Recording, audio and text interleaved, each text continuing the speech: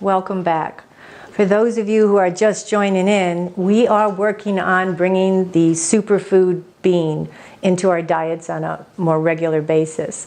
Along with everything the bean contains, the calcium, magnesium, phosphorus, fiber that the average American diet is lacking, the protein factor alone is worth its weight in gold. If you mix a bean fiber with a grain, an egg, a cheese, any type of grain, it will create the perfect protein. Your body will not recognize, your muscle cells will not recognize that it is not from a meat source, that it is a plant-based protein. So today we're going to have fun. We've done some nice healthy main dishes. Today we're going to do cake. We're going to do a chocolate, raspberry, almond, black bean torte. And it's hard to talk about diet with that type of cake in mind, but the fiber content slows down the glycemic index of the bean. So it gives a slow blood rise to your, slow sugar blood rise. Also, it's a natural appetite depressant. So you might be a little annoyed if you aren't hungry enough to have a piece of this. But this is a very rich, wonderful, flourless, so it's gluten-free, dairy-free chocolate torte that no one will have any idea what it's made of. So for this recipe, we are going to need 1 can of black beans. That's a 15.5 ounce can. We are also going to need 1/2 cup of butter or margarine. If we're worried about a fat content, we're going to work with the margarine instead of the butter. I actually used country crock for this one. 1 cup of sugar.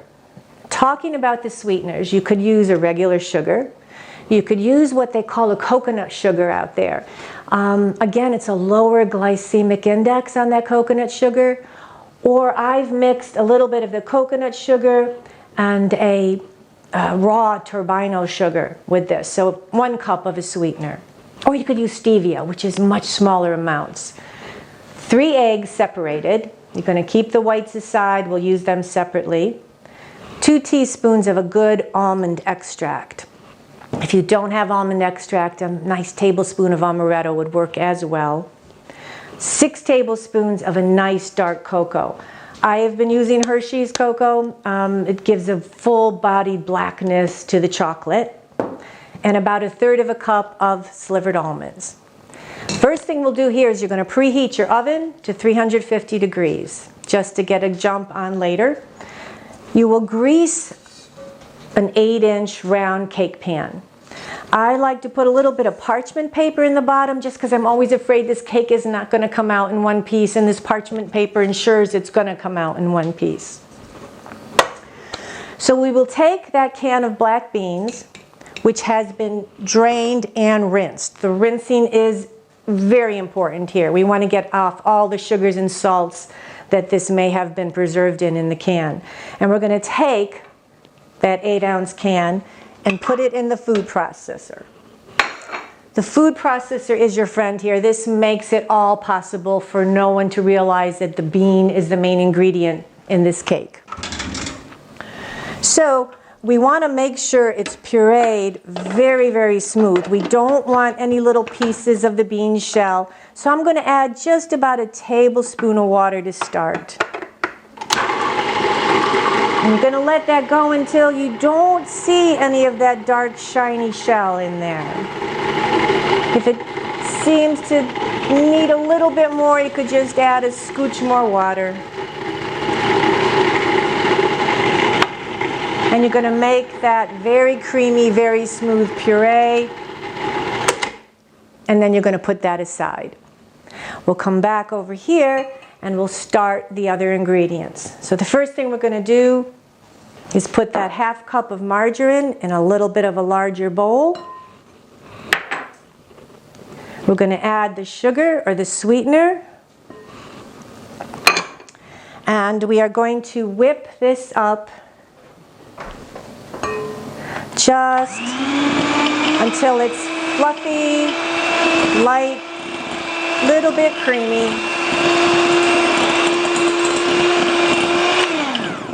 Want to get everything off the sides.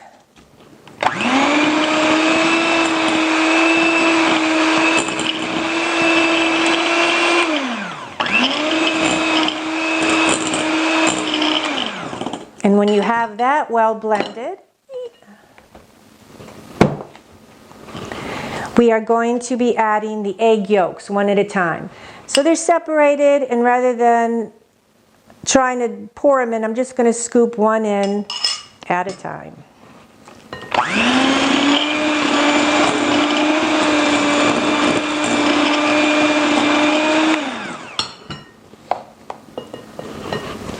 Get the second one in.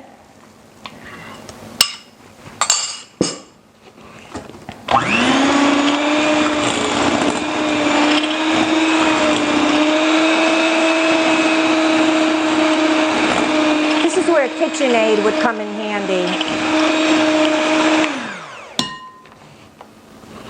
And then the last egg yolk.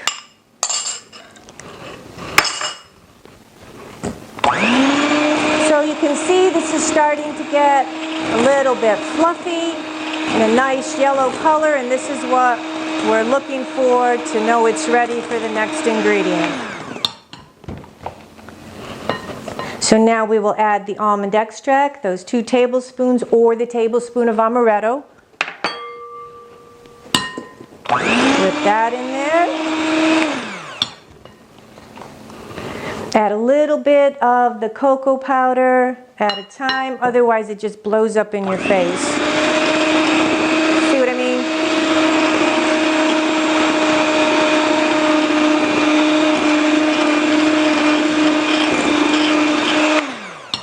It's like a cocoa storm in here right now.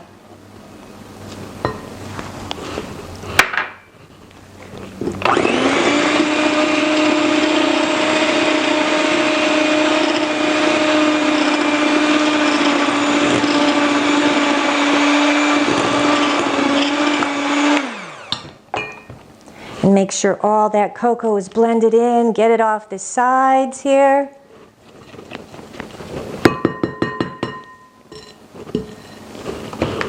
And now this is the puree, the black bean puree that we have softened up in the food processor, and that will go in at this point.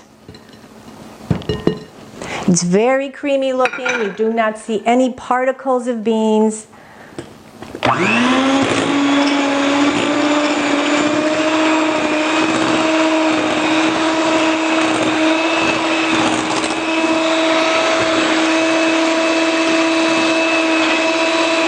Make sure that's well mixed. There's no flour, there's no baking powder, baking soda. I'm going to take these almonds and we're just going to stir them in last.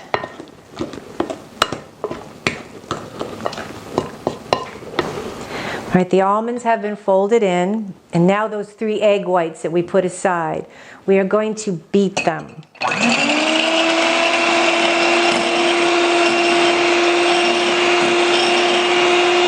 We want them to be very light and fluffy, not so stiff that they're meringue-like, just a nice peak to them. Okay, I think these are just about ready. Yes, perfect. Okay, so now this is where we have to be very delicate. We're going to fold these into this chocolate and bean mixture. So we pour them all on top,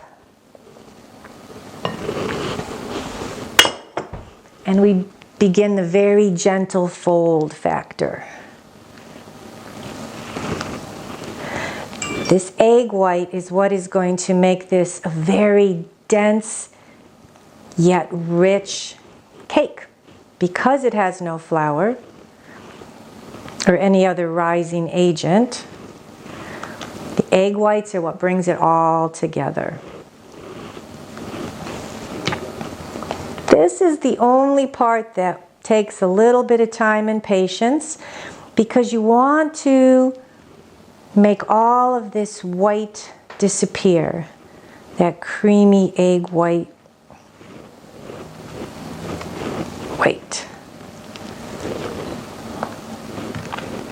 So you see I'm just turning it from the bottom. If I see a little larger pocket of that white egg white, I will just fold it through.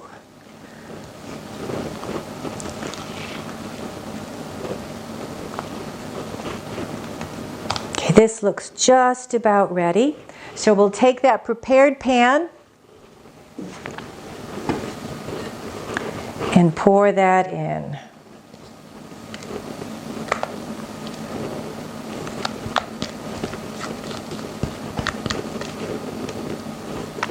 If you find, as you're pouring this in, you find any remaining pockets, feel free to just take your spatula and run through them. We will take the cake and put it in the oven, the preheated 350 oven. And that will bake for about 55 to 60 minutes. While that is in the oven, we're going to go for the topping, the raspberries. You're going to need a quart of raspberries, a tablespoon. Fresh raspberries will work. If you can't find fresh raspberries, we're going to go for frozen. We're going to put that in a saucepan.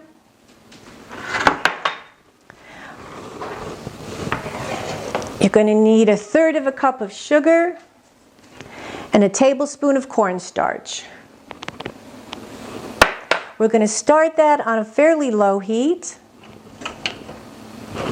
And as it starts to heat up, the berries will start to cook down and produce their own wonderful juicy sauce. And this process will take just about 10 minutes. And as you can see, this is starting to produce a wonderful jelly, like that summer smell of fresh raspberries cooking.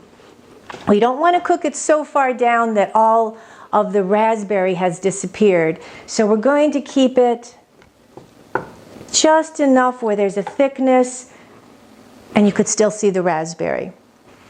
And then we will let this cool while that cake is baking. So we'll see you all when the cake is done.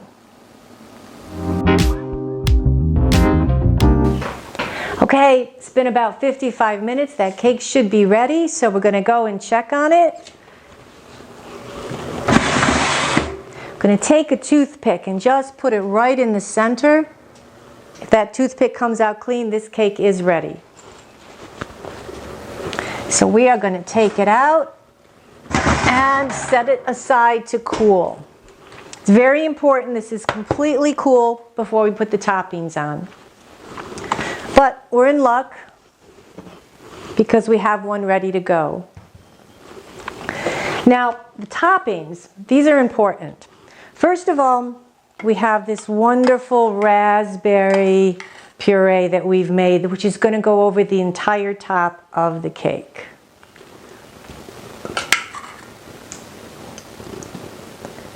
These are fresh raspberries, and they just came out perfect. Now, as far as the whipped cream, you could do regular whipped cream, which is awesome, but if we want to make this over the top healthy, we could go with a non-dairy Silk. It's coconut product. It's a heavy whipping cream. I found this a couple weeks ago. It's incredible. It whips just like whipped cream. So I'm going to put just a little teaspoon of the almond flavoring into it. Again, you could use amaretto. And we will whip this up. High speed. It whips just like whipped cream.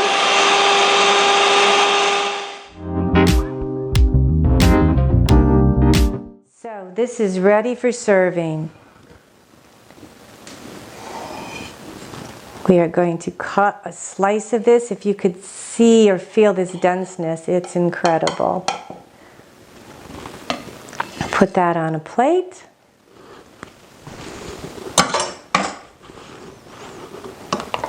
A little dollop of whipped cream.